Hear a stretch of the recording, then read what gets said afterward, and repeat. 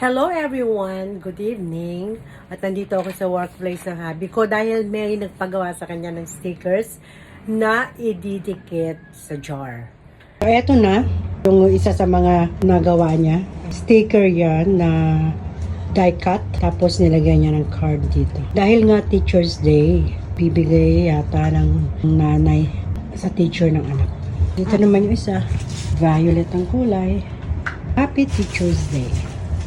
Tara guys, tingnan natin kung paano niya nagawa yun. Ito na yung jar. Itong sticker na didikit niya, nagawa niya na ahead using this cameo platter. Yan. Tignan natin kung paano. Yan. Dinikit niya. Vinyl ba yun? Vinyl. Yan, nakikita niyo na transparent na sticker is made of vinyl. So, kailangan hindi nagbabubble yan. And then, i-peel off. There you go.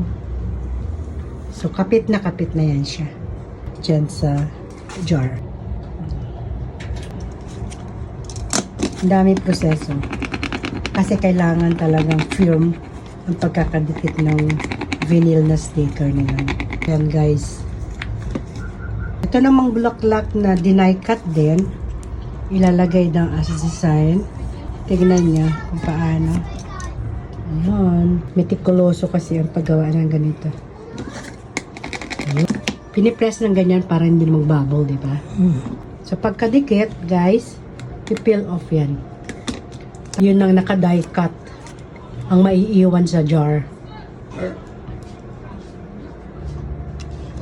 There you go. Ayun, nandun na. Okay. And then, lapat. After this, lalagyan niya ng card. Print niya rin yung card, tsaka nilagyan niya ng eyelet. So, ayan na guys.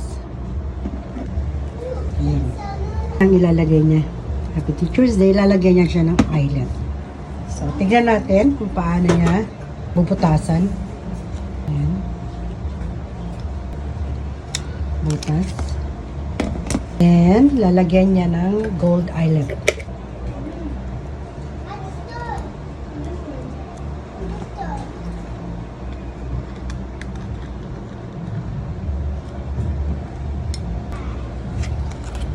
Ayun. So, andun ang eyelet. Ayan ang pantalo.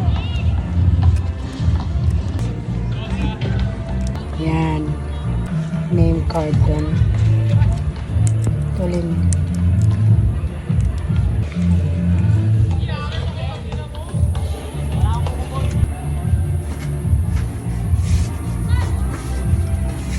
Para kay Teacher Joanne. So, yan ang finished product sa amin, guys. Sana nagustuhan nyo ang video na shinare ko and thank you for watching. Bye!